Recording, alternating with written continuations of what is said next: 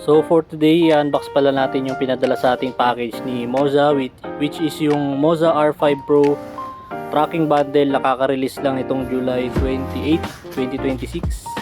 Yan, isa tayo sa mga nabigyan ni MOZA ng R5 Pro tracking bundle, bagong-bago po ito.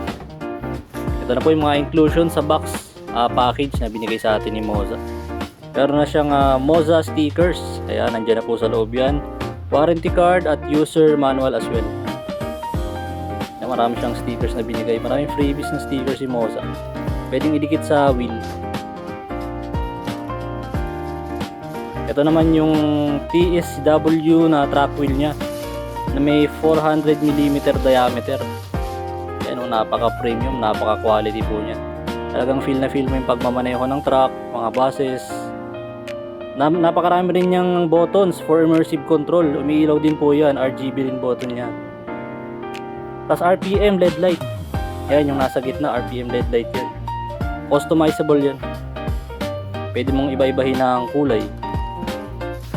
Comes with aluminum alloy frame na rin pala siya. Tsaka quicker release na rin siya sa wheelbase. Quicker release na rin yan, yun yung nasa likod. Quicker release na rin yan. Syempre, maraming salamat kay MOZA na sponsoran niya tayo ng R5 Pro tracking bundle. So MOZA Racing Team, maraming salamat po sa inyo.